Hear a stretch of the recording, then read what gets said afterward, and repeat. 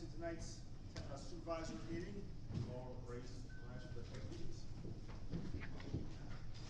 I pledge allegiance to the flag of the United States of America and to the republic for which it stands, one nation, under God, indivisible, with liberty and justice for all.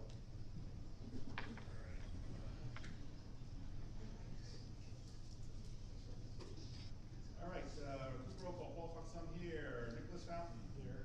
Marion Ellis here. Karen Lynch here. Warren McGinnis here. Alice Eastmuir here. Tracy Over. Trace Sumner here. Yep. Here. Bill Cools here. Matt's being replaced by the better half Jamie. Hi, Jamie. And Tim Woodrow. I am here. All right. Prior to this meeting, we had an executive session where we discussed personnel and potential land acquisition. And now we have to go through some fun stuff, presentations. So, if you haven't heard, the Skippack EMS celebrated their 40th year anniversary here in Skippack. And we think it's spectacular. You guys have been tremendous for our community. I want to thank you for that. And in recognition, we have a plaque to give to Barry and team, so if everyone wants to kind of come up. Grateful recognition of 40 years of dedicated service. So let's get a picture with everybody.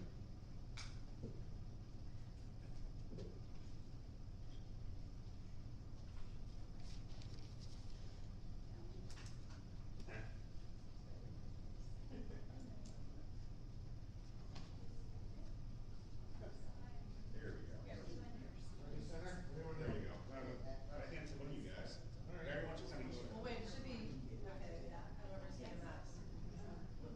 You guys can just tighten it up a bit this way. Jake, you can use watch. Watch, everybody look this way and smile. Say yay, oh yeah, you guys need to, they're so funny, they're like doing the wing. In the back of the picture. Like out. So close. Yeah, you are, yes. Awesome, thank you. Thank you. Thank you so much. Thank you so much. Thank you all. Thank you all so much. Thank you very much.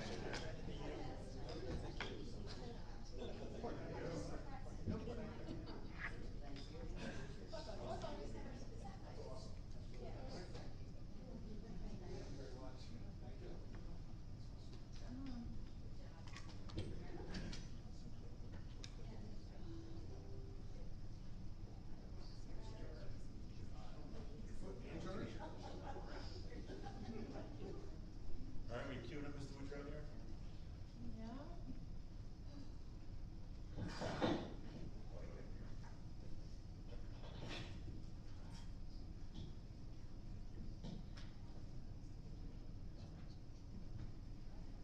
All right, next we have a presentation from Tim Woodrow. He's been doing a multi-part water educational programs for us, which has been pretty exciting so far. I'm glad to see so many people showed up to hear my speech this evening. And tonight is part 2, stormwater quality. Yeah, crabs versus Skippack Township. It's not like a horror film. Exactly. This is a bit of a longer story, but recall last month we talked about all these things that fall under the stormwater umbrella. Get it, stormwater umbrella? But so we were talking about, flooding. We're talking about aging infrastructure, absence of infrastructure. But maybe tonight's conversation is about stormwater management and some of the obligations that we have as a township, because there was a little fight between Skippack and the Merlin Blue Crab. So let me tell you the story. Is it a true story? That's a very true story, exactly. So much of what we face as stormwater problems today really started back post-World War II, the urbanization of watersheds, places like Levittown, but certainly most all of our inner ring suburbs. If you go from Lower Moreland to Abington to Cheltenham to Lower Merion and kind of out 422, the East Norriton area, Plymouth for sure, saw a tremendous amount of development, 1950s era, where there was really no attention paid to stormwater runoff at all. It was get rid of it, get it to the creek, get it out of my backyard, get rid of stormwater. That's the way we deal with stormwater management. And This is Joe's uncle in the picture on the left. But certainly, you know, there came a time when I think as a society we were recognizing that maybe we had to pay a little more attention to our environment and what we were doing as part of that environment. And so certainly, you know, that environmental consciousness of the 60s, that next slide, went into the 70s. And so in 1972, Congress passed the Clean Water Act. And that had very broad and wide-reaching figures and parameters and regulations. The vast majority of those initial enforcement actions were dealing with point source discharge. So sewage treatment plants, factories, you know, places where dense pollutants, think Love Canal, were being put into our streams and waterways. And so the EPA really focused a great deal on, you know, what we were doing in factories and sewage treatment plants and those point sources of discharge. 1990s, Chesapeake Bay Foundation, crowds are gone, right? So what's going on? And they get very upset with the EPA, and the Chesapeake Bay Foundation sued the US EPA and said, EPA, you guys are not enforcing certain parameters of the Clean Water Act, mostly dealing with non-point sources of pollutant and runoff. Next slide, Beth, would be great. There we go. Yeah, so, okay, here's the suit. So, you know, people are saying, you know, we're getting all these pollutants, we're getting all the sediment, we're getting all these issues in the Chesapeake Bay. We've got to do something to clean up the bay. And so, as a result of that, I think EPA acknowledged that their inaction was causing these problems, and they adopted programs to deal with these problems. And Beth, now to the next slide. Oh, my examples of non-point sources of pollution. So things like lawn fertilizers, you know, road salts, a lot of agricultural activities. You know, if you drive the turnpike, you see these cows sitting right next to the streams, and so there's a lot of agricultural issues, especially in the Chesapeake Bay from Lancaster County. That was a big source of pollutant in the Chesapeake Bay was our Lancaster County farms. And car washing, and oil changing, and brake shoe wear, antifreeze, all those things that are carried away by stormwater or polluting our waterways. So the EPA mandates the states to come up with a program to deal with these pollutants. The Pennsylvania DEP, Department of Environmental Protection, comes up with a permit program, MS4. We've been throwing that MS4 term around forever, but it's municipally separate storm sewer system. And that permit carries with it obligations. And those obligations include a bunch of best management practices. Public education and outreach, you know, so we've got stuff on our website. We're working with the Perk Inland Conservancy, and so that's a big part of public and involvement. So again, we have opportunities, mostly with the Perk Inland Watershed Conservancy, where we have public participation opportunities, and we try and make people aware of those. Illicit discharge and detection. So we have a program working with Beth Euler from the Center for Watershed Protection, and we've trained our public works folks how to monitor storm sewer outfalls, looking for things like dry weather flows. If it's not raining, why is there water coming out of that pipe? And if there's water coming out of that pipe, what's in that water? Is there, you know, is it septic system? Is it, you know, somebody's oil from their car change? Is it, you know, what is it? And so we have an obligation to do illicit discharge detection. Part of it is construction site runoff control. And we monitor that through our county conservation district and our road control plans and follow up with that. Post-construction stormwater management design. And so we've got ordinances in place now that deal with all of these water quality concerns.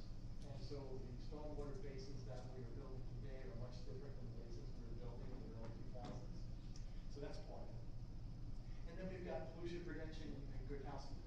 So we've got to make sure that our public works crews, our parks, and what are we doing with our salt storage, what are we doing with our vehicle maintenance, what are we doing in the parks to help protect against pollutants into the streams and waterways. Our biggest obligation is the Skippack Creek.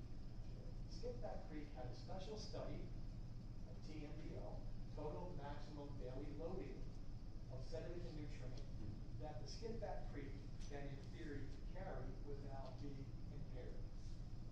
And so the Skippack Creek watershed, we have partnered with, maybe the next slide, that would be great, is a group of communities, Hatfield, Talmenson, Worcester, Skippack, Lower Providence, have come together in this consortium of communities to help deal with the runoff to the Skippack Creek. Lower Southford, Franconia, parts of Upper Gwinnett are in our watershed, but for whatever reason chose not to participate with our group. Lower Southford felt that they had a number of projects that they could undertake, some low-hanging fruit that would be more cost-effective than trying to go with the more urbanized communities who have heavier lift. But we certainly have this consortium we put together. You will be seeing over time. We're talking about projects. Alice just wrote a letter in support of a project that is being proposed in Worcester, seeking grant funding for that work. It is a conversion of farm to meadow and some stream bank stabilization. It's all part of this consortium effort.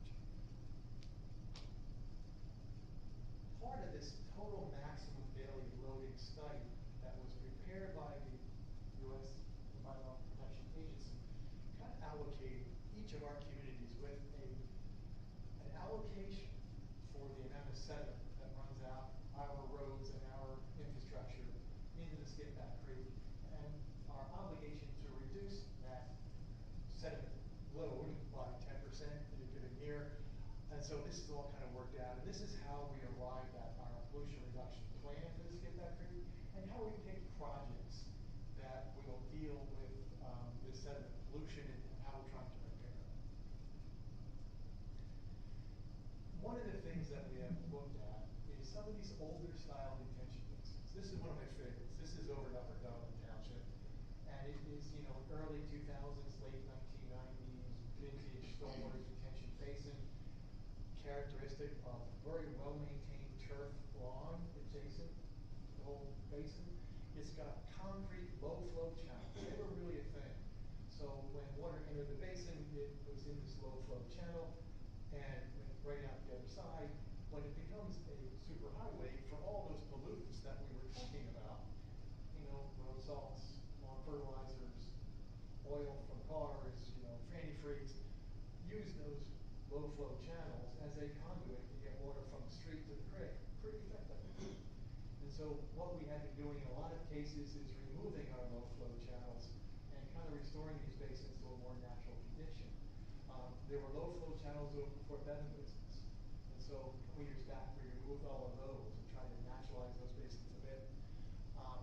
But again, this is a good example of one of the tools in our basket of things that DEP would suggest is a good idea, to take these old style detention basins, adjust the outlet structure. These old basins, the outlet structure was a giant diameter pipe, and reduce the outlet structure orifice to something very small, so that holding water back in a more regular storm event rather than not only in the major downpours. So that's, again, something that we've been looking at for sure. Our naturalized basins are looking much more like rural, free development areas. We're using a lot of evapotranspiration in our calculations. There's uptake from the root systems. The plants that we're choosing like to have wet heat. They filter the runoff through that dense vegetation. So things like this are opportunities to help meet our pollution reduction goals by doing this to basins. And this is one of the areas where Worcester is working right now on that grant to do something very similar. We talk a lot about rain gardens, and we'd like to encourage any community member who would like to put a rain garden on their property, or in conjunction with any development they're doing. Areas that are low-lying, that can funnel stormwater to, that can provide a mini version of those larger detention basins. And they're used pretty often today in most of our projects. Another area that we're focusing flows create vertical banks. And you can imagine, every heavy storm, more and more of that bank erodes away, and more sediment is carried downstream, adversely impacting water quality, and creating less of a habitat for bird species, and stream health is degraded by stream bank erosion. So we have a project that we're proposing in our consortium over at Chalet Farm. There's a channel that goes through Chalet. There's a lot of very eroded and vertical banks over to Chalet, and so that might be one of the next projects our partnership in the Skippack TMBL group would choose to pursue. We've had some pre-application conversations with DEP. We need permits to do this kind of stuff. Again, working with Beth Euler and some of our environmental help, and looking at projects like this to help reduce and eliminate stream bank erosion and then reduce that sediment. Overall. How do you prevent that when you've got high flowing, fast water? Good question. What our details would show is that we would lay that bank back, so it's no longer vertical, Yeah, right. it's way back, and then we armor that slope. DEP does not like hard armor, they would like vegetation. Did a project down in Springfield last summer where we took, and again, a lot of companies are filling this niche, recognizing it. So it's a fiber log, so it is a geotextile fabric that's filled with soil and impregnated with seed. And we put that on the bank. As soon as it got wet, the grasses grew, and it provided a pretty immediate stabilization of that bank. And so far, so good. It's really been holding up. But it's that kind of technique that we would use. If we've got open area adjacent to the stream bank, what we would like to do is cut down that stream bank and allow overbank flow. So kind of restoring that whole floodplain condition that maybe was degraded due to the verticalness of the channel. So, adding storage volume to the flood flow and armoring the banks with vegetated slope is one of the things that we choose to do. Now, again, old style swales where we were just keeping very low lawn and very turf condition. Again, a lot of lawn maintenance with lawn cutting, a lot of fertilizers, herbicides, that kind of thing.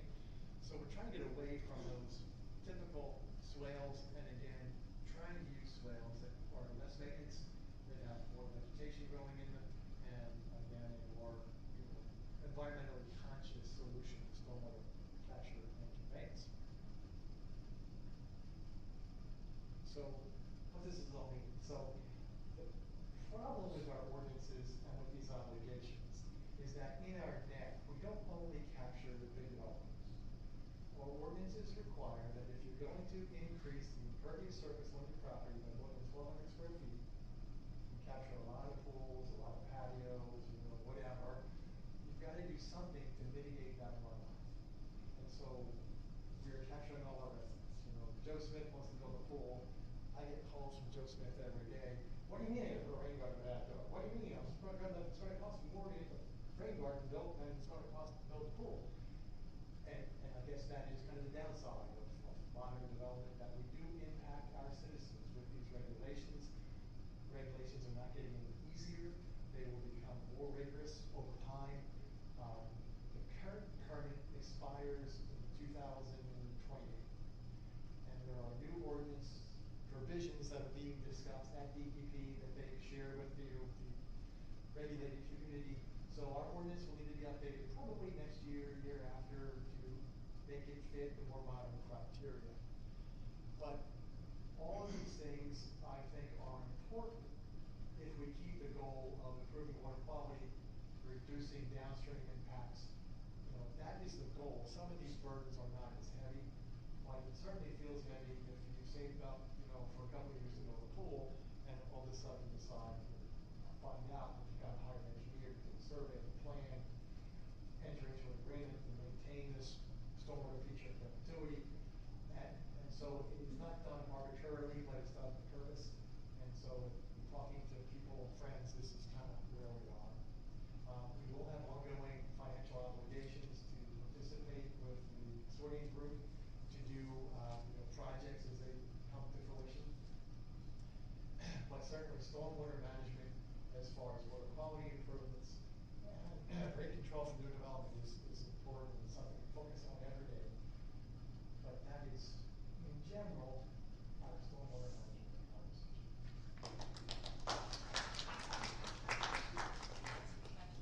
Please, questions? What do you, go ahead. Rain gardens, natural basins and swales. Do we have a feel for where we have opportunities within our township, and should we be establishing some priorities as far as our comprehensive plans? Yeah, well, good question. I think the comprehensive plan leads us to these kind of conversations.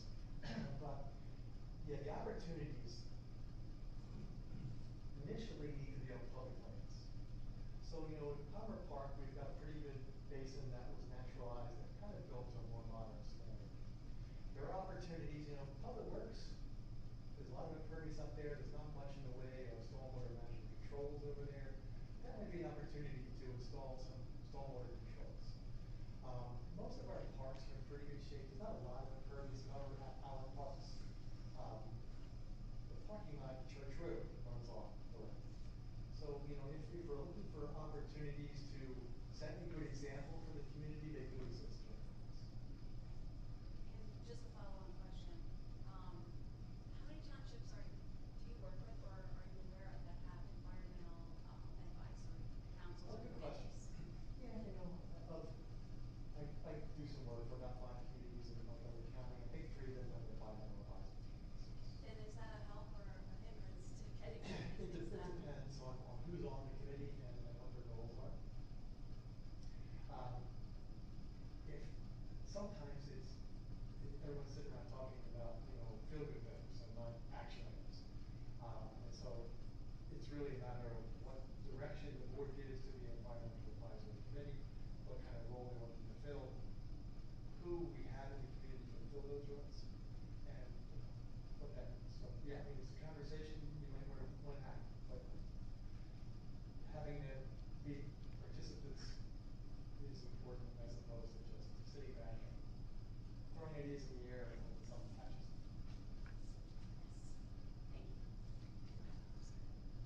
No, I just had a statement. I think our creek beds through Evansburg Park are pretty healthy, because riding horses the last 40 years, now when we have wash out, we have freshwater clams that are coming up that were never there in the 80s and 90s, early 2000s. Yeah. They were never washed up, so.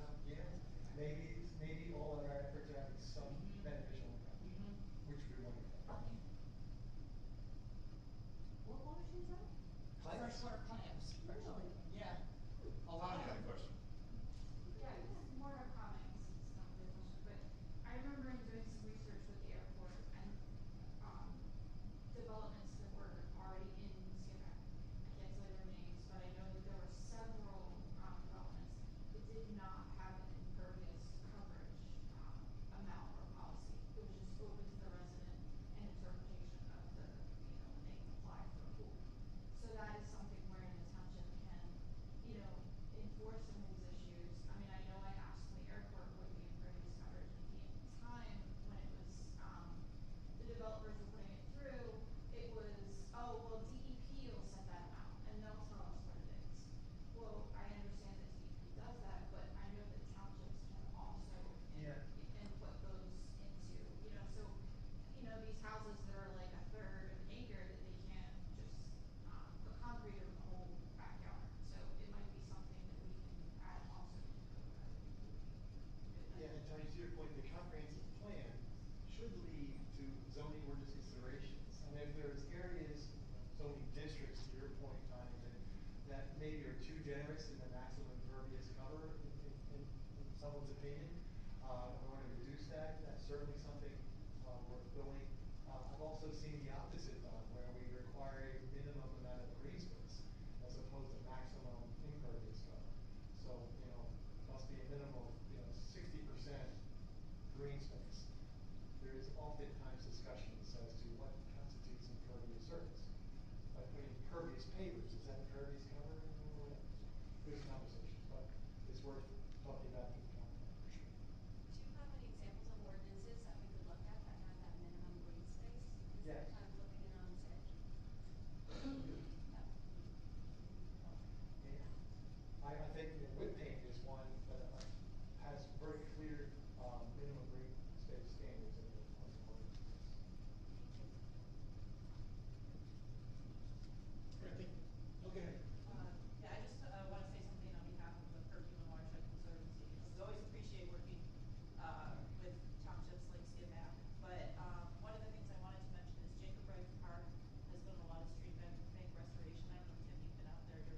several employees times. or not. And that's one of the reasons why Lower Southford didn't jump on board, because they said, oh, we can meet our requirements at Jacob rate. Right. That's why you don't get Chris County unless we do it again. So one of the things you can do is you can look at their YouTube channel, I can share it with Alice. There's a nice video that Ryan put up the first time there was a rainstorm after the project.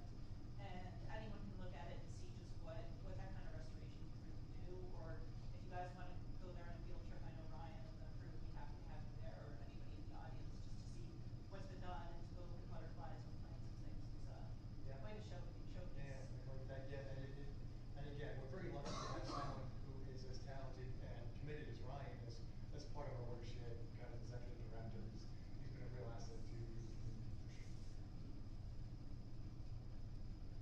We're actually gonna do a workshop with Ryan, on September 7th, from 6:30 to 7:30. And it's all about the native plants, so taking your front yard and turning it into a native plant garden. So look out for the advertisements for that. Excellent. All right, are we good to move on? Thank you, Tim. Next up, there's public safety reports. Barry, floor is yours.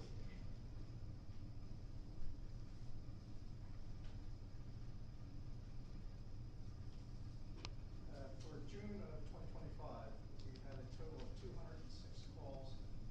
Of those, 76 were in Skippack Township, 10 at the prison, 47 in Worcester Township, 22 in Stratford, 22 in Perkins Township, and 13 in Lower South. The rest were various other communities that we responded to. It was a fairly regular month, with the exception that we did have our banquet this past month. And I would tell anybody that has the opportunity to go to Lockwood Manor to please jump in and take advantage of that opportunity. It really is a beautiful event. That's a real asset to our community. It sure was. Any questions for Barry before we sit down? How's that New England's doing?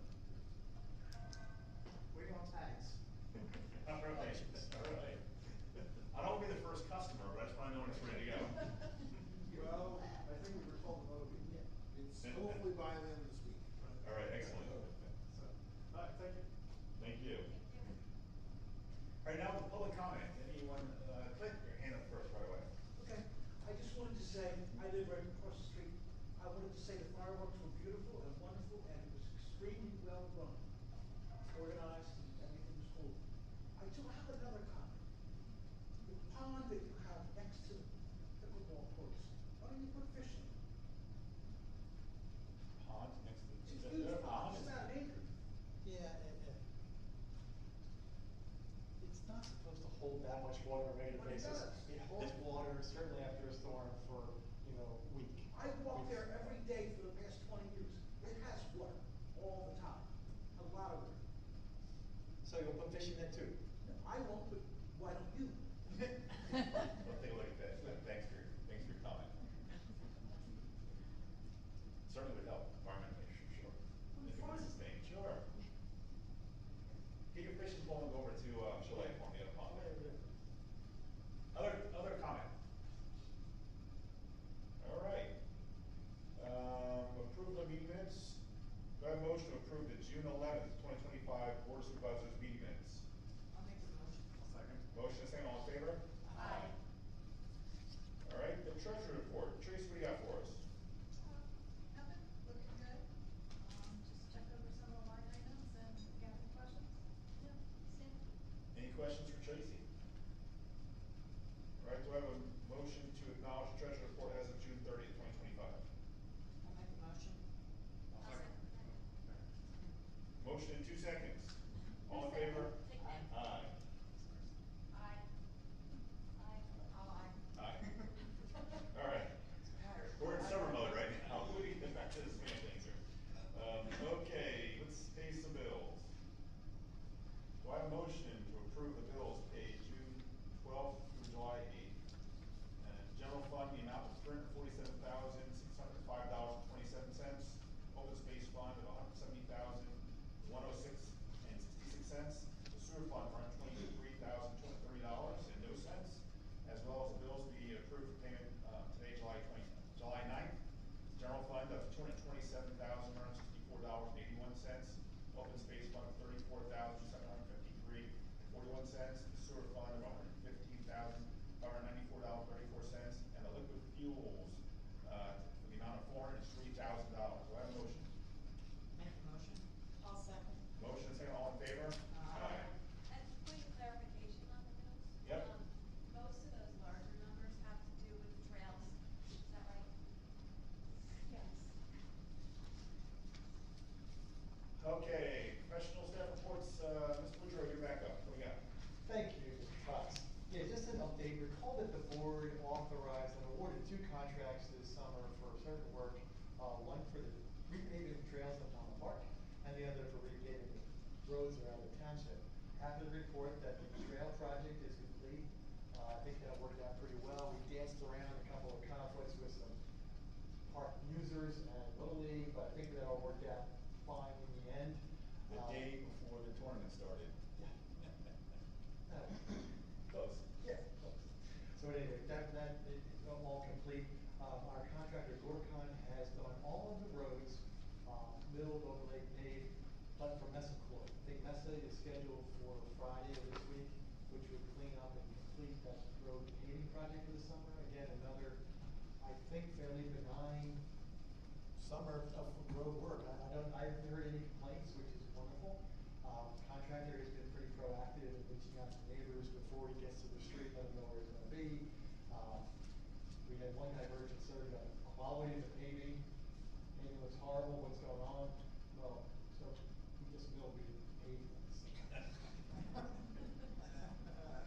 So anyway, well, good. So that will be complete, and I guess we have a first payment then to Gorcon for that road work. If they completed, authorized, that should be good to go under your bills paid. Glenn, you have a question?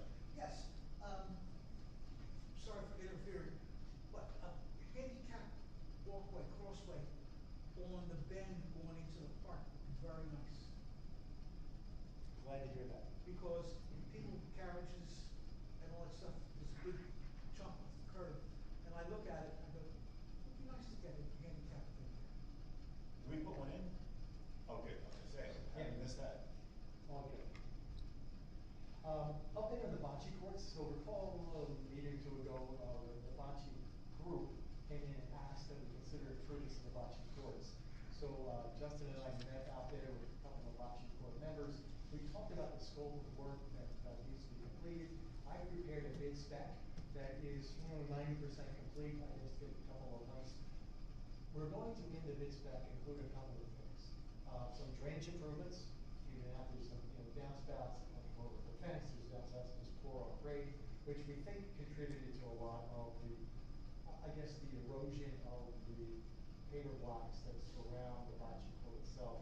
So we're going to bid out a collection of those downspouts, a piping of that water away from the courts, actually down to the detention basin by the line, by the pickleball courts. Going to replace the surface again, that was a clay surface, we're going to put down some artificial turf. Talking about leveling up the paver blocks that have settled. Not completely redoing it, but there are really every place there's a downspout, the pavers have settled. So we're going to remove those paver blocks, put some new stone down, level them up, replace those paver blocks under the base contract. They then again asked if we consider possibly removing all those paver blocks and just pouring concrete. So we'll get an alternate price from contractors to do that concrete paving around the facility and see where that comes. Hope to have those numbers back to you for August with consideration. Again, I don't know that we've got money allocated specifically for bocce court repair in this year's budget, but perhaps if we think that it's worth pulling money from category A to category B, that we can discuss that next week. Okay. Jim, I'm sorry, you Okay. said for several things, it's the drainage, the Yeah. paving, and what was the Yeah, drainage? so the drainage, the paver blocks that are perimeter to the courts themselves. And then the surface. And then the surface of the Oh, courts. thank you. Crosswalks. Recall that we threw out a bid for crosswalk construction at Mill and Carradine was too high twice, but I don't think that was appropriate. We only got one bid, it was too high, we threw it out. We're hoping that in the next days, we will get the PennDOT permits that are in consideration for the crosswalks at Collegeville and Tracks, Collegeville and Creamery, and at Creamery at Chelsea to get into the park. So as soon as those permits are issued, I'd like to go out to bid for all of them. Yep. And, just would like the board to maybe, I think you guys have authorized that in the past, but just wanna make sure that it is on the record that we do wanna get those ramps installed as soon as PennDOT, would give us the permits to do so. And then up at Meadow Glen, at Cross Road, we've awarded the contract to Armour and Son. I'm not sure. We had 3 bids, we've awarded that contract, the paving was pretty good up there at this point from PennDOT. Mhm, they're done. Hopeful that we'll get this contractor in soon to get the crosswalks, the flashing beacons, and all of that crossroad work done, in the coming weeks. It shouldn't be much more than that. It started and underway. I placed a call with the contractor today. He didn't get back to me. I hope that got answered. But as soon as I hear back, I'll shoot an email later, let you know what that's schedule is. I'm sure weather has them all backed up. Yeah, certainly the rain this past month or so has really backed a lot of things. Martin, any questions? That's your guidance. All right, any questions for Tim before I go back to the Gorcon payment release? All right, do a motion to approve the first payment of Gorcon for the amount of $503,527.05. I'll make the motion. I'll second. Motion and second, all in favor? Aye. All right, Thank you. you got it. Mr. Cool, it's up to you. Yes, sir, Mr. Chairman. First item on my report is the Severus Pacino LLC land development and subdivision consideration. The board will recall that this matter has been before the township probably for a little over 2 years since the initial application was made. It is the subject of a land development application. It has also been the subject of a conditional use application, which was approved, subject to certain conditions. The applicant has presented an initial plan with the application. There were comments generated by our township engineer. The applicant has responded to those comments, submitted a revised plan. Our township engineer, Mr. Woodrow, has generated a new review letter. The application appears to be in form satisfactory for approval in conformance with our zoning and subdivision and land development ordinances. As is typical with these proposals, I prepared a resolution for your consideration, and the applicant has signed that resolution prior to this evening's meeting, agreeing to accepting all the conditions set forth in that draft approval resolution. You'll also recall that the applicant's engineer appeared before the board at last month's meeting, attempting to answer any questions the board had at that time. And so, unless there are any questions for me regarding that draft resolution, which you have in your packets, I would be asking for a motion to approve that resolution. Any questions for Mr. Coles?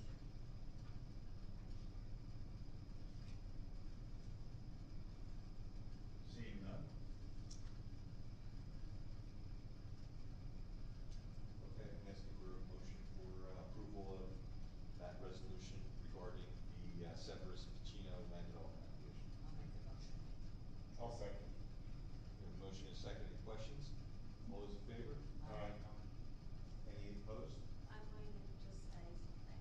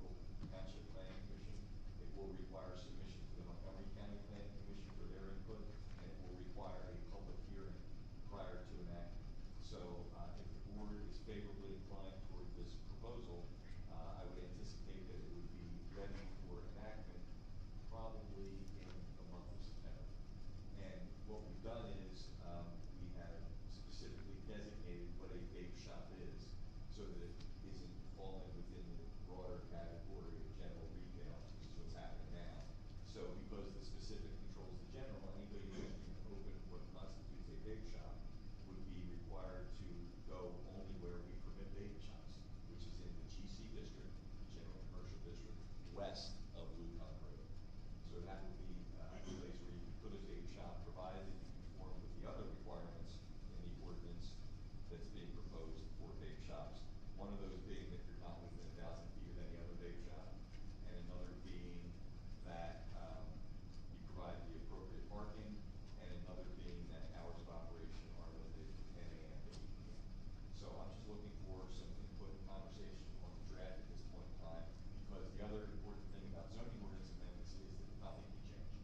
Once we send this to the county planning commission, and once we send it to our local planning commission, we start the process. If somebody takes out a word, it has to start all over again, go through the process, because we can only enact what the county planning commission has had a 30-day review period and look at and comment on. So, Nathan, sure, go ahead. So, is there, I know you're a very good solicitor, Mr. Rules, is this based on another ordinance from anyone else? Is there a best in class example out there that? Yeah, we started off with Lower Providence, right? Lower Providence just recently enacted this ordinance, so we started off with that, and we, frankly, just pared it down a little bit, made it a little clearer and more direct. This wasn't asked for, I keep forgetting to turn this on. This wasn't asked for when we asked you to help us with this, but what about like skill games? Because that's also another thing that's come up. Would that be a separate, type of ordinance? Because a lot of times those are placed in these types of places of business. I'm not familiar with skill games. Skill games, here's a chance that, they've got these little machines now in these. They pay money. Where, yeah, Yeah. it's like gambling. Yeah. I just had that whole conversation go up a couple months back in another one of our communities, Karen, and they did adopt a separate ordinance about Okay. where they could put games of chance, and so it again, I guess zoning sometimes becomes a little reactionary to the problems that the community faces. Vape shops, they came out of nowhere. I don't know where vape shops came from, but all of a sudden they're everywhere. It's huge. And these games of chance are another little component that are popping up more and more. And to your point, I think we've seen a lot in those type of kind of shops for sure. So maybe that's something we could. Yeah, we'll look at another ordinance. Yeah. Okay. That's what you're gonna do. Also, under, A, B, and C on that first page, maintains at least 20% of its total merchandise as tobacco or tobacco products. Is that based on sales or space? Space. Okay, thank you. And, I did read an ordinance, I forget whose it was, that also had a condition of proximity to residential. And that's not part of this, and I wonder if maybe that could be. We could do that. We could do schools. I'm just looking at the conversation. Yeah. You might want to put in a requirement that it not be closer than, whatever distance from a school or residential uses. I think you have to tell me what's over. Yeah, what's that, what size of there's no Lucon. school over there, so. Yeah. I maybe that's the first question as we look at our community, where would we foresee allowing, not allowing for them, where would we foresee allowing this to occur? And just, looking at town, like, well, general commercial makes some sense. General commercial's now 73, and like, well, west of Lucon, Not much. prairie out there a little bit. And so we keep that in the village, and I guess was what we were thinking when we suggested that was a spot. But there are some residential properties out there, we could certainly do something residential as well. Why don't we take a look and see what's practical based on what's out there? And when before we circulate to the county and to the local planning commission, we'll run that past the board, and folks can weigh in, and we'll take a look at what's actually out there, propose a distance for separation from residential. There's no schools out there. Well, Lockwood Manor has the Christian school in it today. Which is Moving moving, to 113, yeah. but today they're not. Yeah. Okay, we'll take a look at both. We'll take a look at the separation from residential and the separation from schools. Thank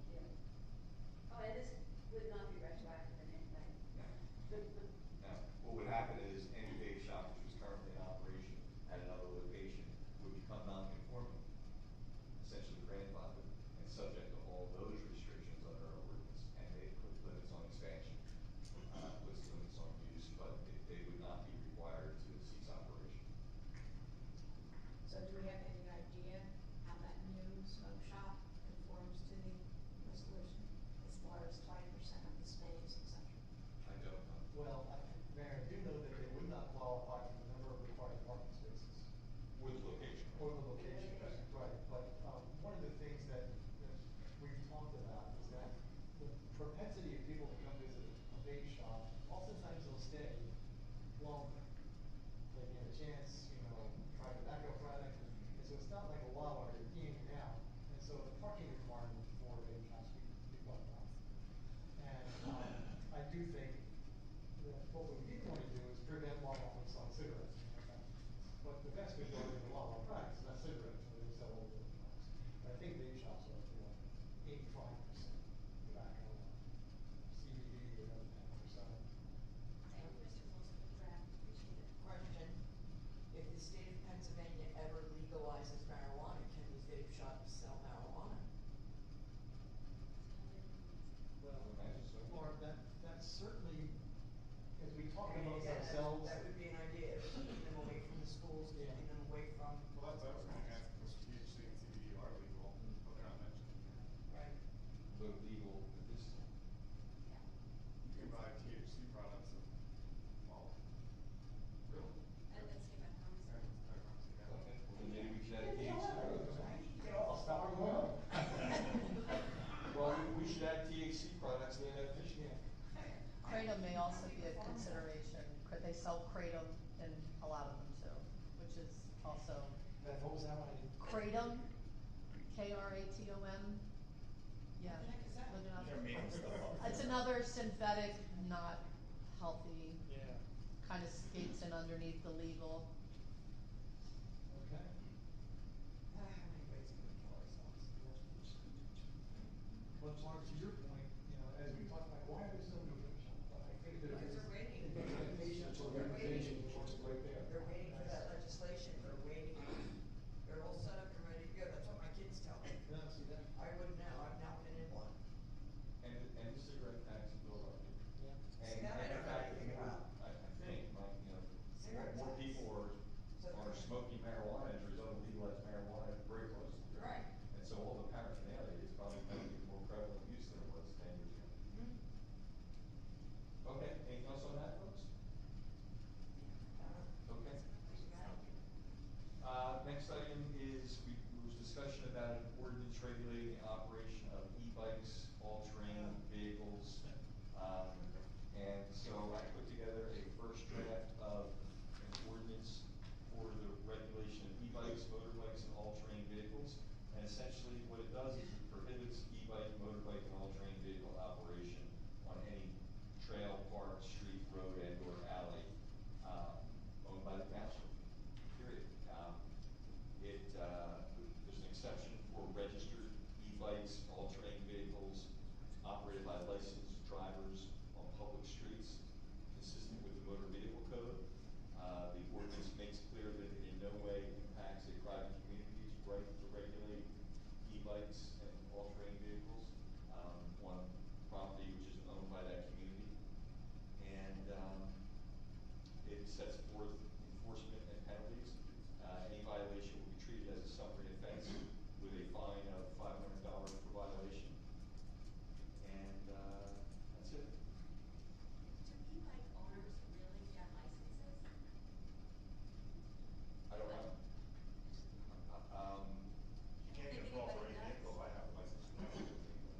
Well, that only pertains to what I'm discussing as the exception, though, and I didn't want to make it overcomplicated by separating the e-bikes out, and I wanted to make it clear that our regulation in no way impedes upon the state's ability to regulate motor vehicles that are registered motor vehicles operated by licensed drivers on public roads. Do you have a question?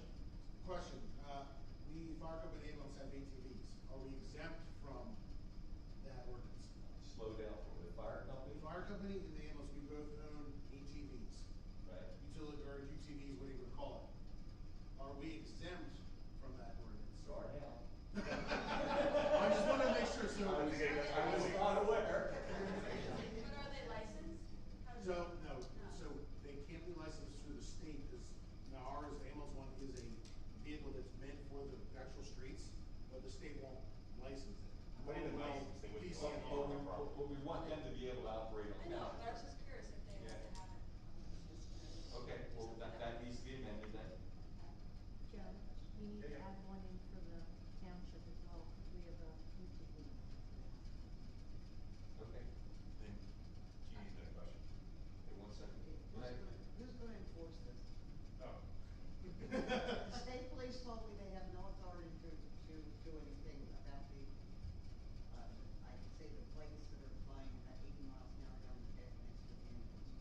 we buck up against the same problem we always buck up against in the absence of a police force, obviously. We're hoping that it'll have a chilling effect, and we're hoping that township staff has an opportunity to issue a citation, but beyond that, I mean, you clearly raised the point that we don't have a police force. Well, I put that in the township news, a flyer that goes out 4 times a year. Yeah. I would put that right out there for the parents to see, like, I mean, if we get photos of people, we can Your certainly little accept girl. it, we can do it. You're going too fast to get rid of that. Well, if you're going too fast to get a photo, you're getting too fast for a police officer to get that too. Yeah, I understand. We actually did catch one kid that we got a photo of, and we got that, so. Does that include dirt bikes? Is that dirt bikes? It includes dirt bikes. Motorized So vehicles. motorbikes are dirt bikes, they Sure. include the dirt bikes. Okay. So, up at the top is left out the motorbikes but in the body. Yeah, motorbikes I are just there. noticed that's Okay. type opposite. Thank you. And the distinction, that we've made clarified is, like the dirt bike kind of thing, like e-bikes, pedal assist. You know, they're pedal assist e-bikes that are much different than these bicycle-looking things that go 35 miles an hour. I do see a lot of people my age or my size find these e-bikes, so they go on the trail and pedal, get exercise, they hit a hill and they go assist. That's not part of this. This is really, Oh, it's not. no. That was my question Yeah, earlier. that's the Okay. distinction, is that when you read down there, it says All right. it's defined as, maybe it's Without not those. Yeah, the definition. It's a completely different piece of machinery, for sure. Yes, sir? Thank you. So old people could go on the e-bike on the trail. Yep, the pedal ones. Yeah, pedal. Yep. Pedal assist. Thank you. Okay, anything else? So I have a question. We obviously don't have a police force, and we do have issues with having state police around to catch anybody. So what about deputization?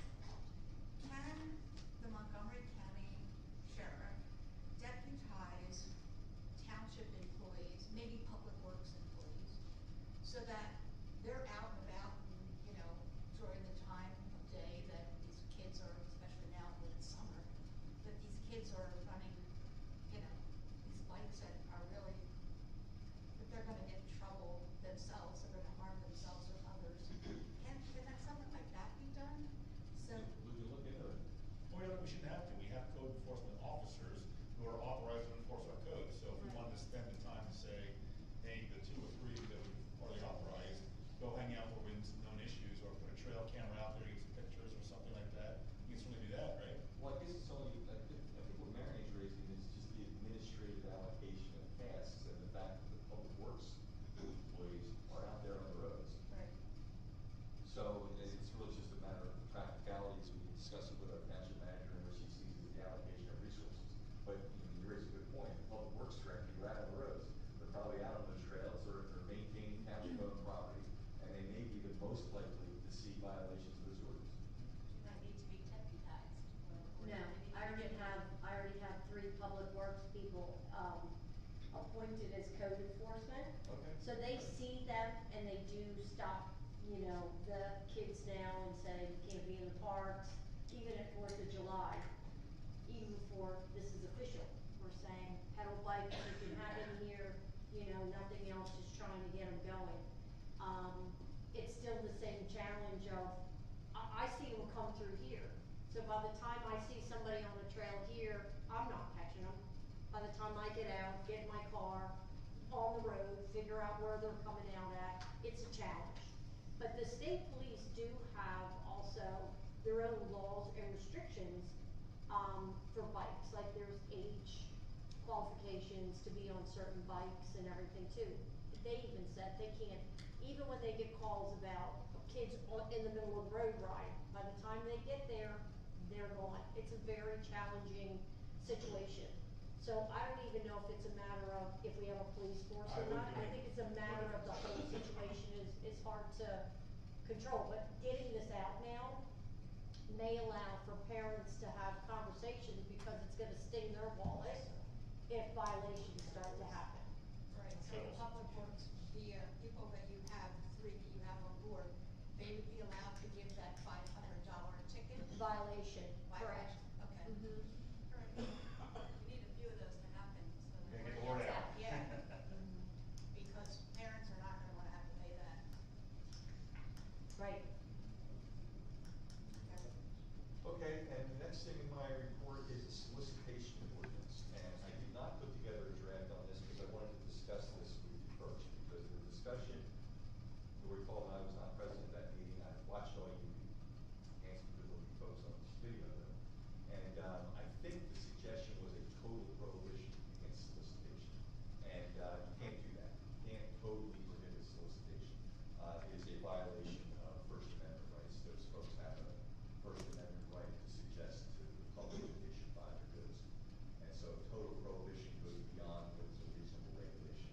The things that you can do, and the things that communities have done, one is you can pass an ordinance. We already have a solicitation ordinance. We already require permits. Let me say that first in case anybody's forgotten. We do have a solicitation ordinance in Skippack Township. There are permits that are required. One thing we could do is we could make it a violation to solicit in any home that has a no solicitation sign on it. And we could make that, make the public aware of that, that they could, if they desire to not have to deal with solicitors, they could put a sign on the porch or the front door saying no solicitors, and it would therefore be a violation of our ordinance and a court, cause for revocation of the permit should that person be solicited. There's a number of communities in the area that do that. Another possibility, which is done by a number of communities in the area, is to have a registry. So that when a person comes and seeks a solicitation permit and receives that permit, they're also given a list of the individuals in the township who are not to be solicited. And residents could essentially enroll in that list. Right. Yeah, you have to opt out. You'd be automatically opted in, so you have to say, I do not want solicitors. And the township would keep a registry, and they would hand out that list to anybody who receives a solicitation permit. So those are the two things that I came up with and that communities in the area seem to be doing who had the same concern that you expressed. What you can't do is just say, no, that's solicitation. I thought the First Amendment right only applied to like politics and like religion. No, it applies to, anything you wanna sell, yeah. You can regulate it, you just can't totally prohibit it. The courts have said that total prohibition goes beyond the concern, goes beyond the danger of the scheme. Let me ask, because there are developments like 55 Elephant communities that say no soliciting Yeah. right outside their gates. They can do that, they're not the government. The First Amendment is a guarantee against governmental restriction of your right to speak. It's not you could tell people to shut up in a bar and you could throw them out if they speak. It's not the government.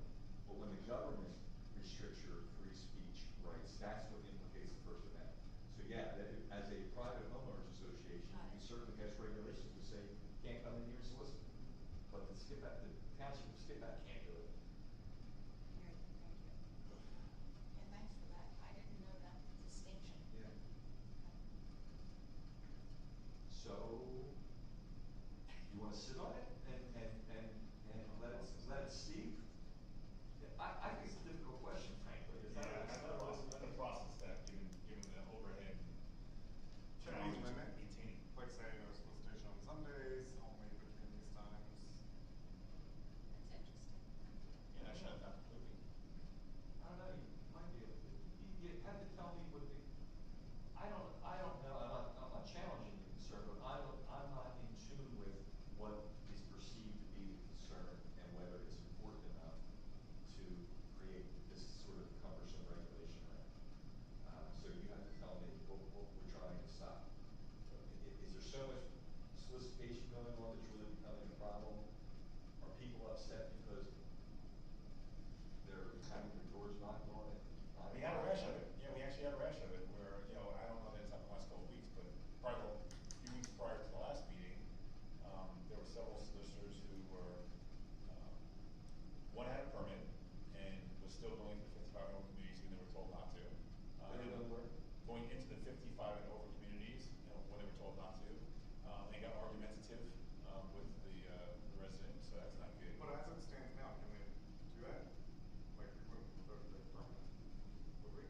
Well, I don't know off the top of my head what our solicitation ordinance says, but you raised an interesting point.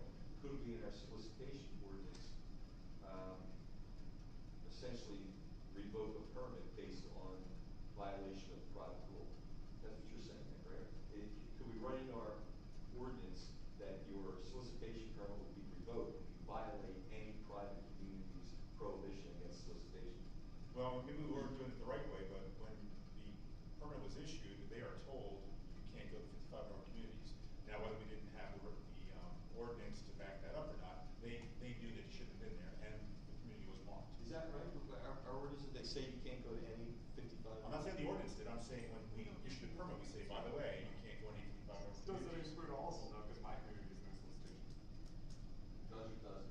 It's a no solicitation community, and I'm not a 55 hour community. Okay. I guess we need to look at our ordinance to see if the ordinance explicitly already says that, or we're just kind of like bluffing. Okay, so but what I'm hearing as a concern then is you want to make sure that these solicitors aren't going into 55 and older communities, which prohibit. That was one component of Or it. any At the same time, there were other solicitors going around who didn't get a permit, and we were getting, like say, Sunday at dinner time, and some people were saying it's annoying at this day and age of everyone buying online and Amazon showing up. I don't need people knocking on my door asking if I need a refrigerator. All right, so I guess what I'm hearing is that nobody's jumping at the idea of a registration for a sign. That doesn't seem to be very attractive.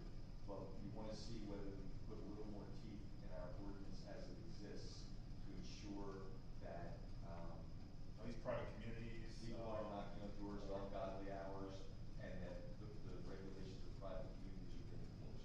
I think it wouldn't hurt to add in and or anyone who self-markets their house. If you choose to not do it because you think it's ugly, that's fine. But if you choose to do it, you should be able to add that in.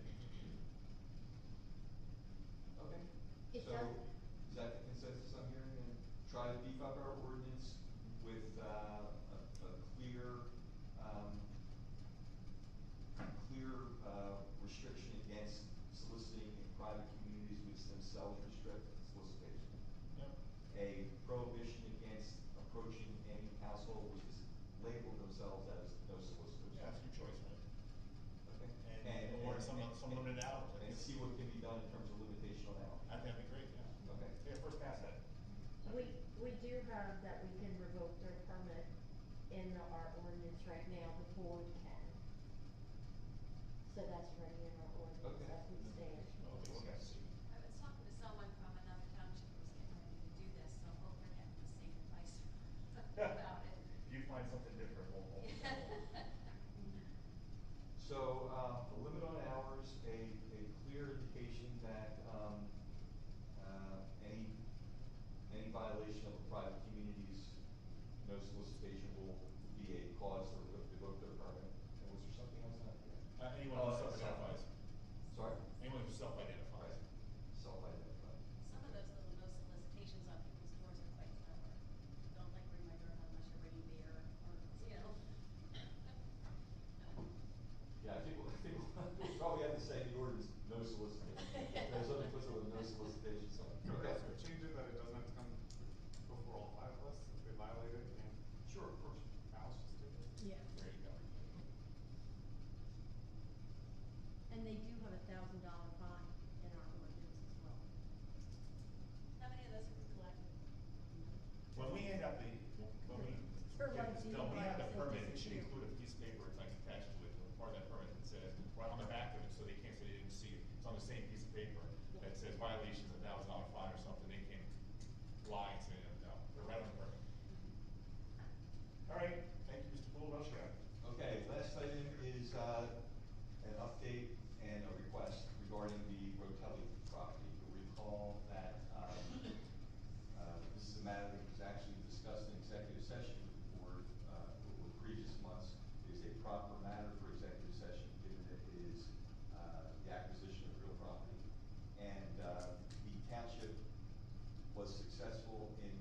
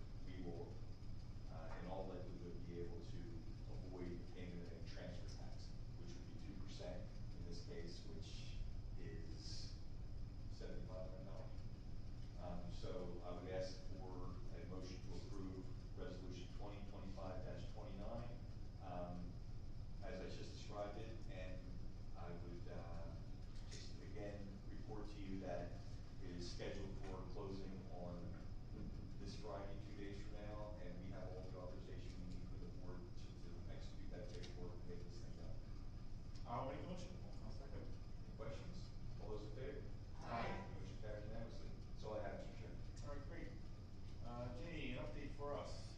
Yes, so I last minute put together a PowerPoint. It's basically just a bulleted version.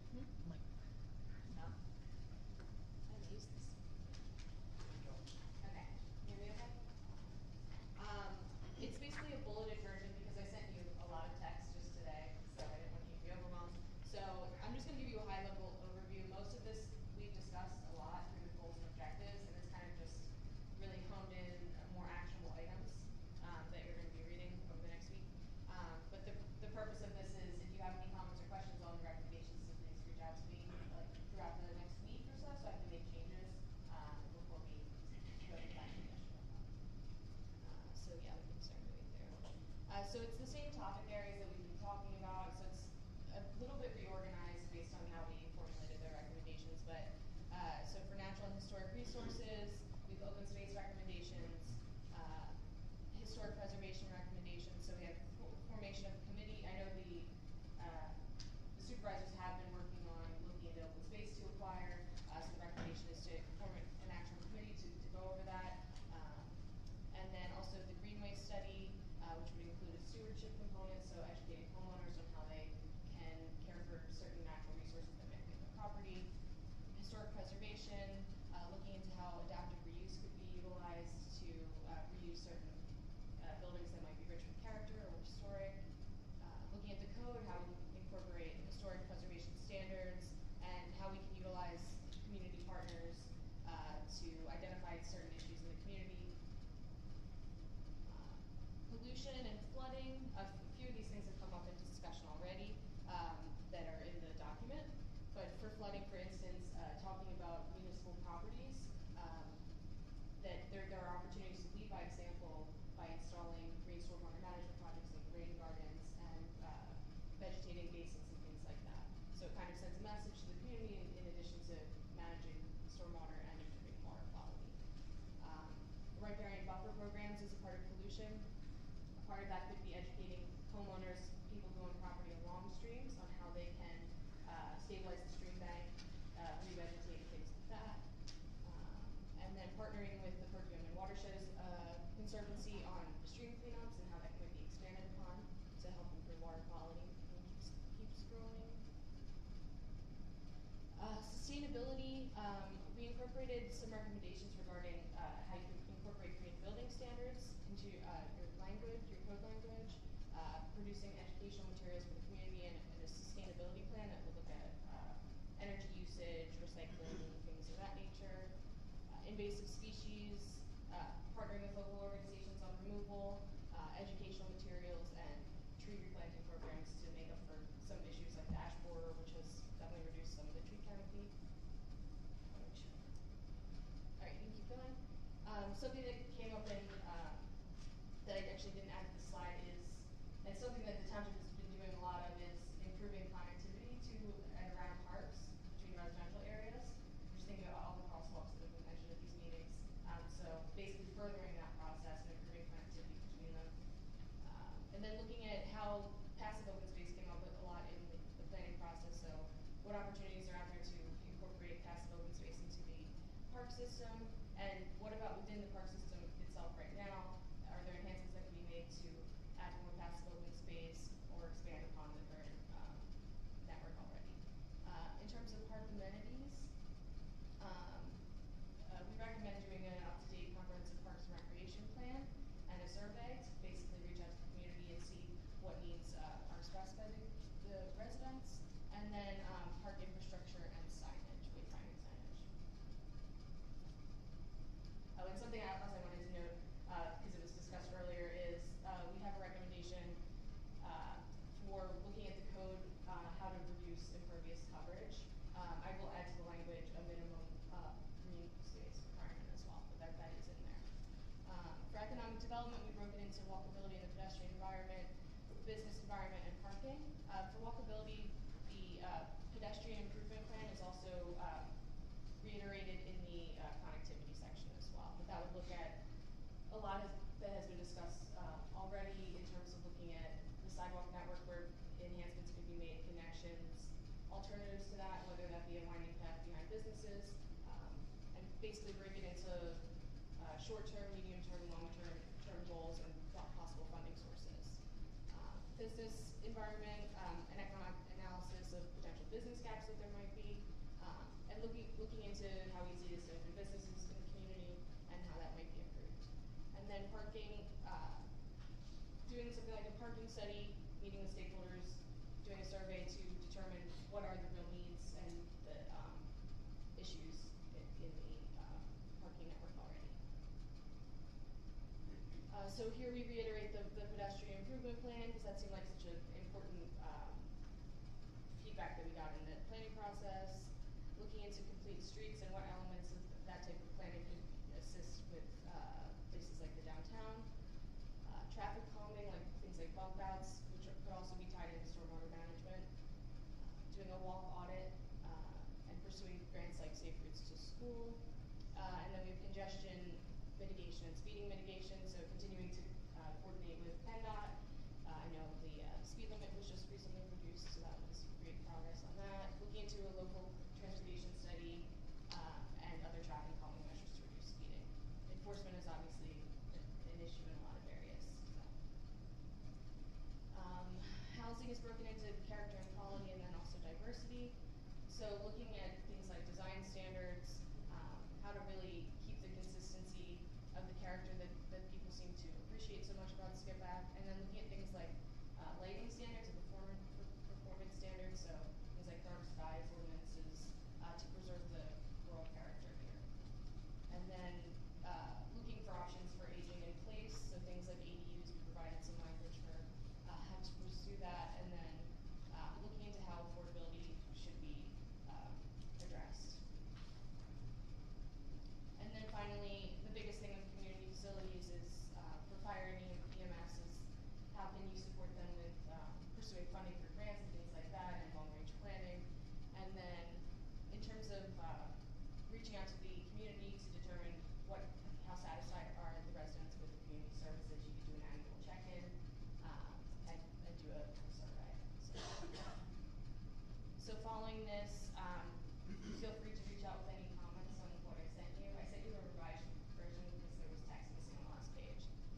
And then following that, we will get a draft to the planning commission, attend a meeting, it will go out for review, like pretty much the same process Joe was talking about for the zoning ordinance, is what the comprehensive plan has to go through. So it will go through that process, and then once all the reviews are completed, it will be presented at the board again.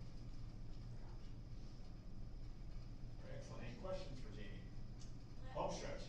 Yeah, last month I think I asked some questions about like the big buckets of our public safety and police. Yeah. Or future of our township, those things might look like, and our financial future, how we get. Oh. Public safety and our financial future. I think I brought up those two buckets because I think we are having discussions about open space and development and all that ongoing. But I just wonder where those conversations come in to this. So more could be added in terms of public safety in the community facilities section. I do realize I think I kind of avoided the police discussion of it in this process, but that is something that could be at least discussed, more issues surrounding that. But we're talking about 10 years into the future, Yeah. 15 years into the future. What does all of this look like Yeah. going forward? Yeah, I can try to incorporate that more into that section. I mean, do my board mates agree So I that guess- some of those things need to I guess for happen? me, procedurally, you guys don't tell us what to do. You give us the data and we decide what to do. Yeah. So any conversation come out about what do we do about, what are the big rocks for public safety, the big rocks for, traffic, whatever, that comes from us, not from you guys, correct? Yeah, I mean, we can provide like discussions of conditions and issues that have been like expressed to us, but We come up with solutions, you give us the data, what the problems are, what the concerns are, and we come up with that. we come up with like recommended solutions, but they've all been like through discussions with you, embedded through the engagement. So I don't think there's really anything we're recommending that hasn't been discussed. But some of the solutions do originate with us, but they're usually run by you. And I'm not waiting for, Noni to say, you guys need a police force. I'm not either.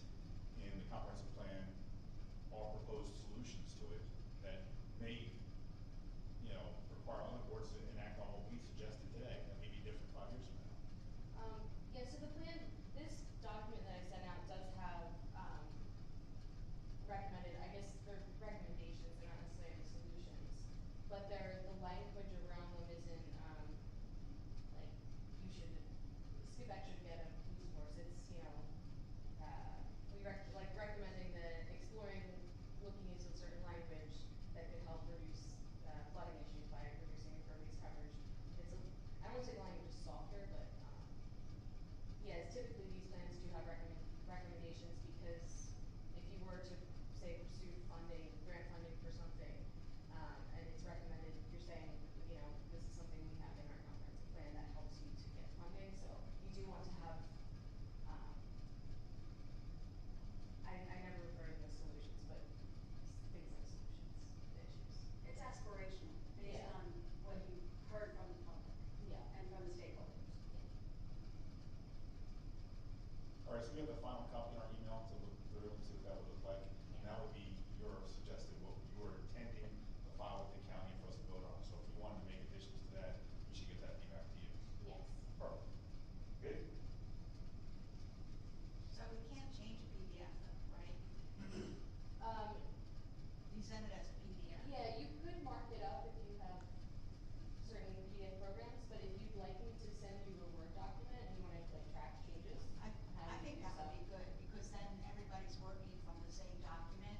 It'll have our initials next to the track changes, so we're essentially sharing, you know, we're not sending you each a document with our specific changes in it, or requests.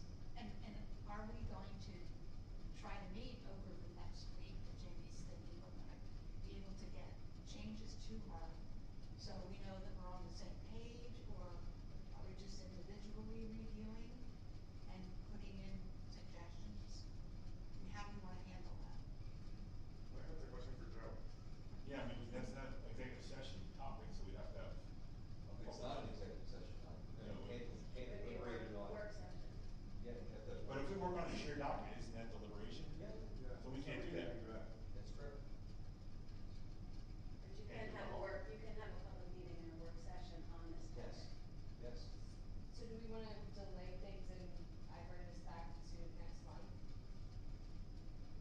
And we could discuss it then? Does that work better? That would be my preference would be that we have some dialogue together. Yeah. This is really a big deal, it's been going on for months, and, there's a lot to it. So how about if Jamie generates a Word document? Each of you individually communicate suggested changes on the Word document to Jamie. To just Jamie? Right, and then Jamie, as part of the next work session, can say, here's a couple of the comments that came up from a number of you, and we can deliberate on them in a public meeting. All right, fair enough. Fair enough. Sound good? Good. Okay. Thank you. Be careful who you CC, don't do too many people. All right, anything else? Well, I think we'll say we're not gonna CC anyone. Yeah, that's what I'm saying, just be careful, yeah. Yeah, just send back to me. Just to change. Yeah. Anything else, Jamie? No. All right, great. Alice, you're up. Okay, thank you. Mike, First thing that I have, on my agenda, everyone, is a resolution that I'd like the board to consider and take potential action on, and that is to appoint Beth Ann Mazza as the Assistant Emergency Management Coordinator. And that would be under resolution 2025-28. Any questions from the board on that? Is it typical to have an assistant? We never have before, but Beth does, bring experience and, emergency management and EMS, so we thought that that would be, a wise appointment, and she can support James, as the management, officer. Yeah, if someone's on vacation or something like that, have a backup, doesn't cost Yeah. us anything to have somebody else authorized, so. Thank you. Any other questions? Do I have a motion to approve resolution 2025-28 to appoint Beth Ann Mazza as the Assistant Emergency Management Coordinator? So motion. I'll second. Motion and second, all in favor? Aye. Thank you. Okay, so the next thing I just wanted to update everyone on is, our FEMA Hazard Mitigation Grant Program.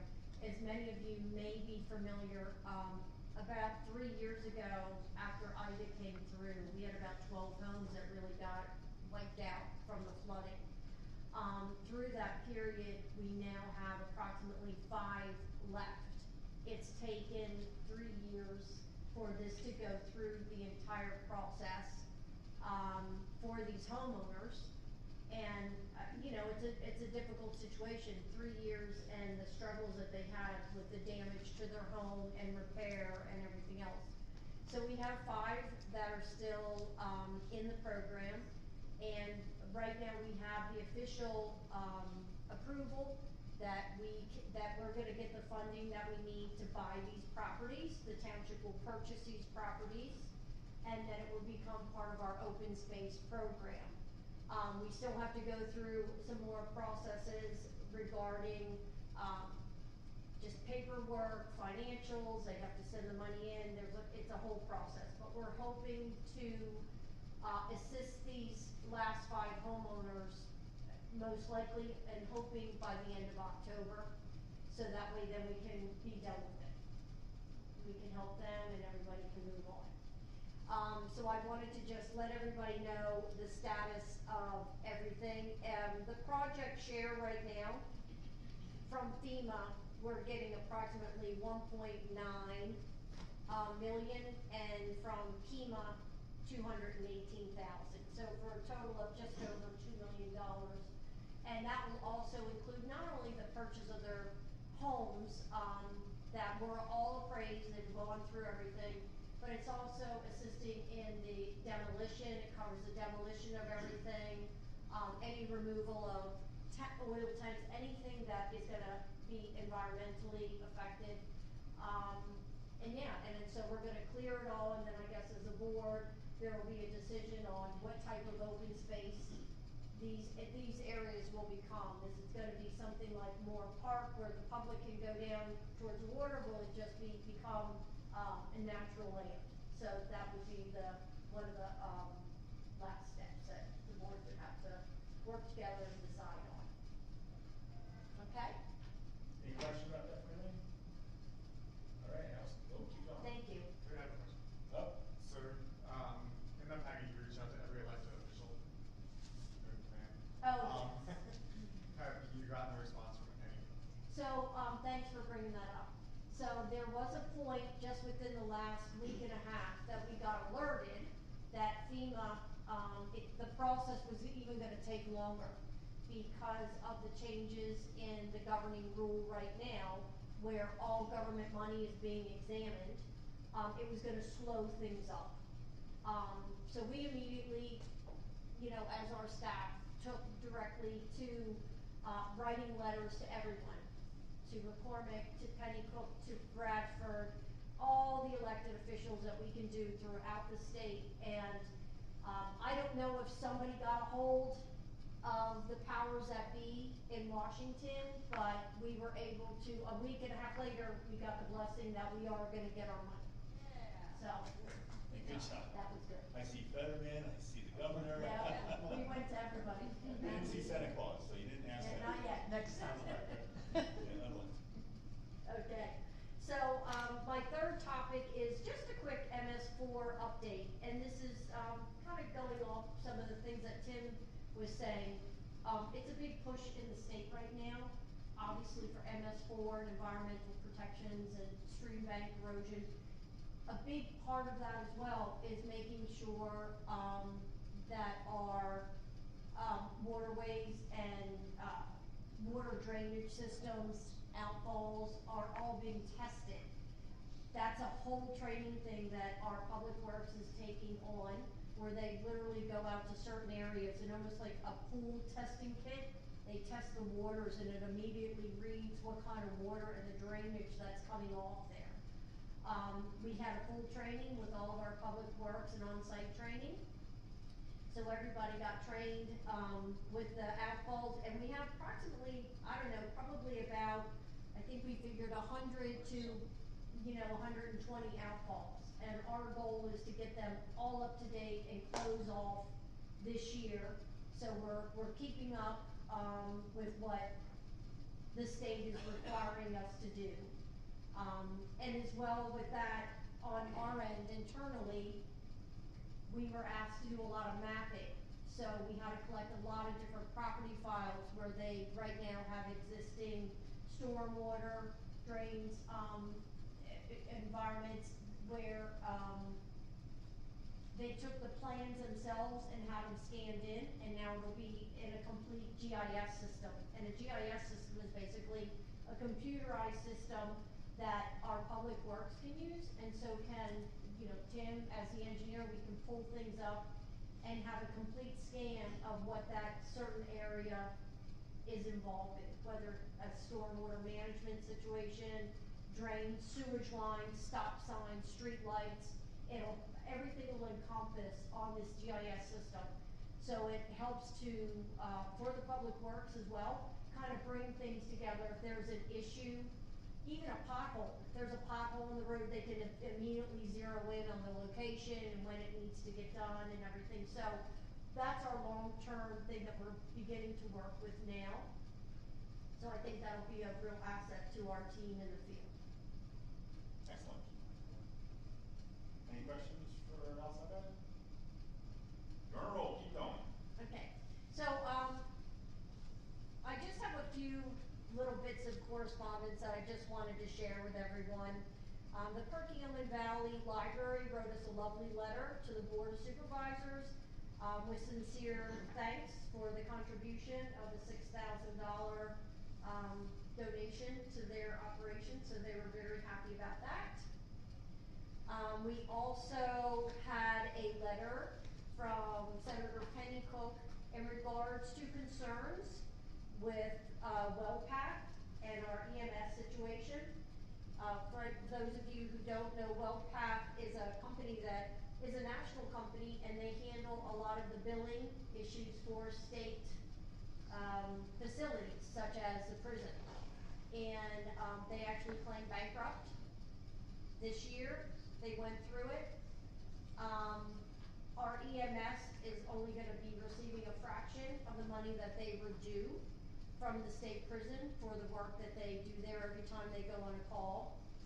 And because it was a bankrupt situation, they're getting a small fraction of that money.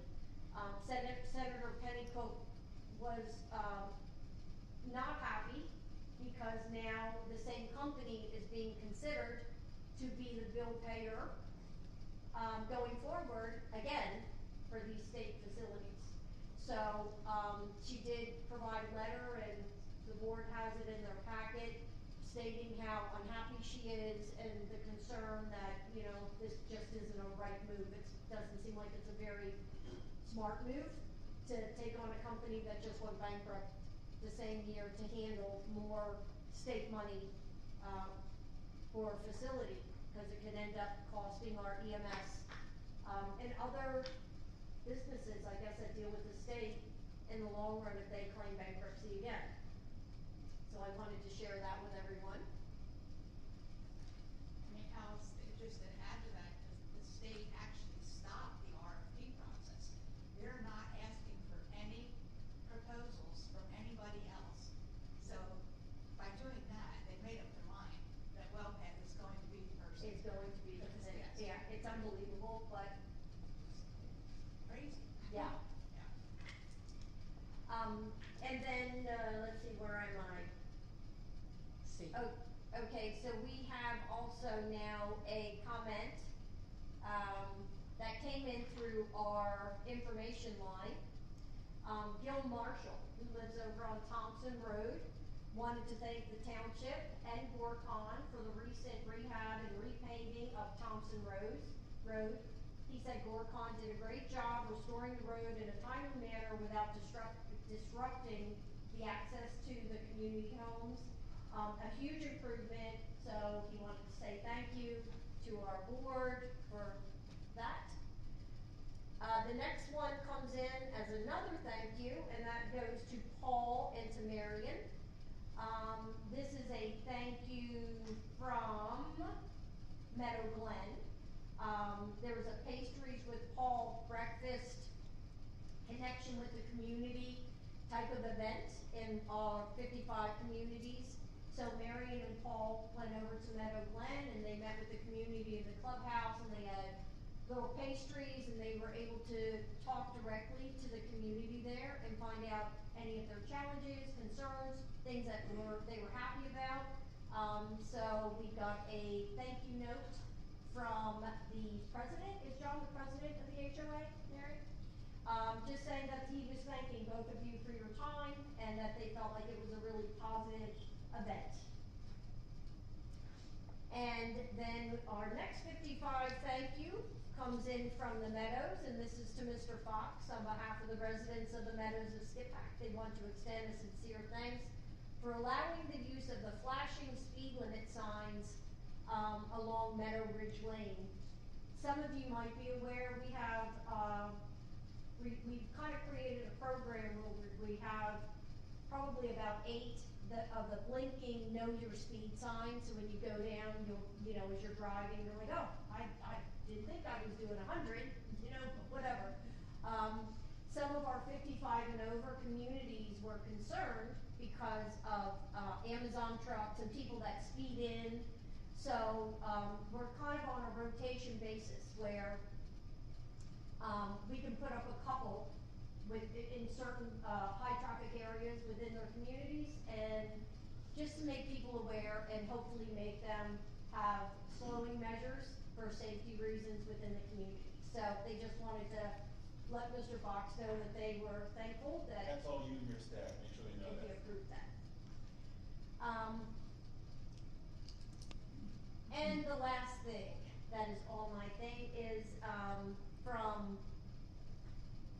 Skippack Events Director, Sharon from MDI. MDI is the main event planning organization that's down in Skippack. And through our 4th of July parade, which generally in the past, the township never really got too much involved. We did the fireworks in the park, and the MDI and Dave Markle's event staff, they have usually handled the parade. And as you can see, if any of you, I know some of you go to the parade every year, this was a very big year. And every year it seems to increase in the volume of people that are on the sides of the streets and how many people are participating in the parade. So Sharon had reached out months ago and all of us got together and just tried to work together along with our fire police, the firehouse, and trying to build, and James Hurst for the emergency management. We all sat down and talked about where's the parade route gonna go? What do we need to make sure that we can barrier off roads properly so that cars aren't pulling out in the middle of the parade? Making sure that people are safe, and it took a few months to get it all together, but we worked all together, which is the whole point of the community, and it turned out to be a really good event. So that she just wanted to share her thanks to the township for all their support. Thank you, Alice. Anything else? That's it. All right, I see nothing under old business or new business, so it's comments from the board. I'll go first this time. The first one they comment about what we approved earlier tonight, the Severus property with townhomes on 113 Exeter Street. As Karen points out, no one's thrilled about that. No board member wanted to see an old farm get a bunch of townhomes. There was an ordinance written that allowed the applicant to file that legally. It was originally going to be worse. They originally were trying to put 8 there, and they were entitled to 2. We fired the person who wrote that ordinance, and we repealed that ordinance, or the applicant to make the project a little more desirable to what it is today. So it's a horrible thing that had happened, but short of going to litigation and spending a bunch of money to lose and have the same development being built, and maybe even worse because they were by right allowed to build more. We felt that this was the best compromise, so just wanted to have that on the record as well. Next, more bright news. I want to thank Alice for all she did for the 4th of July. Everyone realizes that Dave Markle runs it. It's Dave Markle's parade. He pays for fireworks. So first and foremost, thanks to Dave Markle for his generosity. But there are a ton of moving parts, and you don't even realize how many moving parts there are. Alice is out there walking the field where you can and can't park cars because of the rain and the soft ground. She's, calling H&K and borrowing floodlights on stands so that people can safely leave after the fireworks over in the pitch black. Dealing with all the vendors, helping with traffic. The amount of moving parts, Alice, Justin, you and your entire team, the amount of hours you put in for this before, during, and after, and clean up is just spectacular. This is Skippack Super Bowl. This is what we're known for. They come from forever to be here. So thank you so much. Wonderful, wonderful day. And now I'll go right to left, I think. Karen. You just said it all. I never saw so many people on that parade route as I saw this year. And a lot of townships, well, maybe not a lot, but some townships canceled their parades due to safety concerns this year. And we didn't have to because of all the work that was put in, so thank you. Anything else? Karen.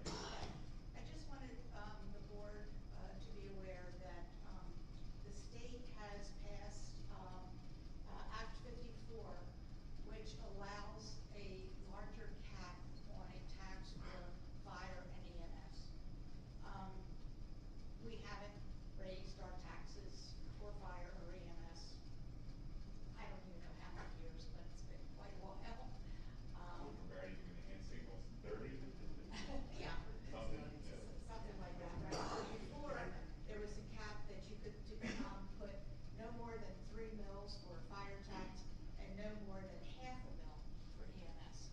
So clearly, the state is recognizing that we are in crisis mode with fire and EMS, and they have passed Act 54, which will allow a raise to the fire tax limit to 10 mils and the EMS tax cap to 5 mils.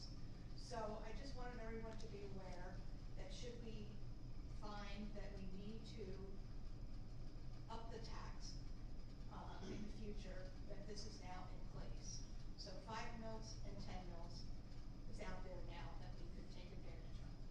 Of course, the residents might not like that we would take advantage of that, because nobody likes to see a tax increase. But I think that it's something that we should all be thinking of, down the road.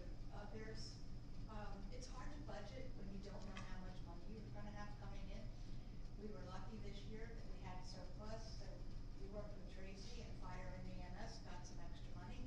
But we can't anticipate that that's going to happen every year.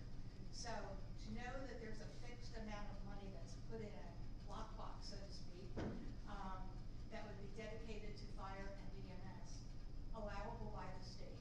I just want you all to be aware of that. What was the old caps again? 3 mils for fire and half a mil for EMS. Okay, so now it's 5 for EMS and 10 for fire. Anything else, Ryan? No? Nick? I just want to echo what you said about 4th of July. I also want to recognize the Farm Home and Youth Foundation. I know the park was very wet and we weren't sure about parking, and they stepped up and let us send some people there. So I just wanted to thank them. I did, the act that you were talking about, did that pass the Senate too? Yes. I did see it pass the House, I didn't know if it passed the Senate Yeah, as well. that's just recently happened. Anything else, Nick? Barbara? I had a concern with the fireworks and 4th of July as to parking on the streets. Pratt's Road, they park on both sides of the road and it becomes one lane. And God forbid anybody have a medical emergency. My neighbors across the street are elderly. God forbid I had a barn fire or something. I don't know how anybody would get down the road. Yeah. So I section off the front of my property so they can't park, and I park a tractor in front of my driveway, so they don't come in and park all over my property. But it's a madhouse, and I don't know, how would you ever manage that? Well, we have to take a look at that, Nick. That's a really great point. Like, even just driving from point A to point B between events, Collinsville Road was one lane.